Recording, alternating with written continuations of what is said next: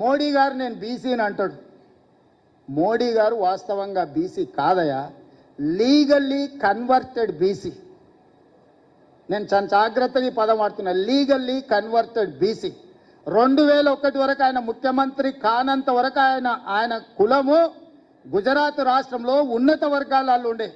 ఆయన ముఖ్యమంత్రి అయినాక ఆ కులాన్ని తీసుకొచ్చి బీసీలో కలుపుకున్నాడయా చట్టం చేసి.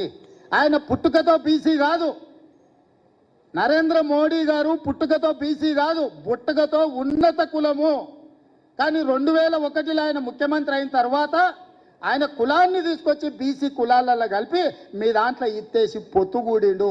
ఇక మీ ఇష్టం, ఆ పైన మీ ఇష్టం. ఆయన కుర్చీలో నేను బీసీని ఉన్నా కదా మీకు అందరికి ఎందుకు అంటుండు. ఆయన సర్టిఫికెట్ ఈరోజు బీసీ ఉండొచ్చు, కానీ మనస్తత్వం మాత్రము బీసీల వ్యతిరేక మనస్తత్వం.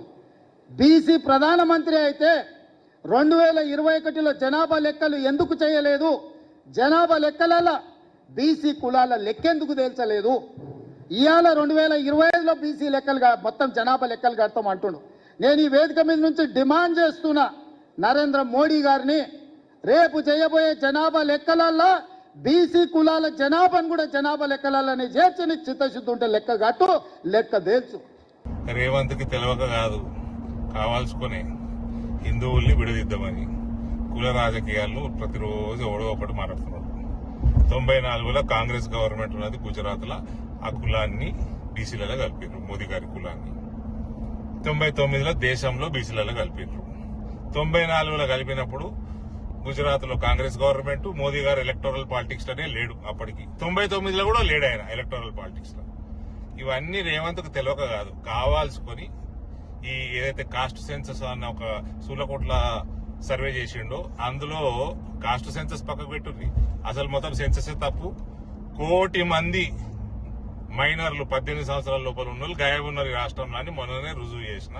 ఈ 1 కోటి మంది గాయం ఉన్నప్పుడు ఇంకెక్కడ సెన్సస్, దిక్కుమాల సెన్సస్ అయిపోయినాక ఇవన్నీ కూడా కావాల్సుకొని హిందువుల్ని విడదీద్దాము, ముస్లింలకి చెంచగిరి చేద్దాము, ఇటువంటి రాజకీయాలు చేసి మనకు భారతీయ జనతా పార్టీ వీక్ చేద్దామని. ఇటువంటి దొంగ రాజకీయాలకి భారతీయ జనతా పార్టీ శ్రేణులు, కార్యకర్తలు, నాయకులు ఎవ్వరు కూడా పడరు, ఈ ట్రాప్ లో పడొద్దు.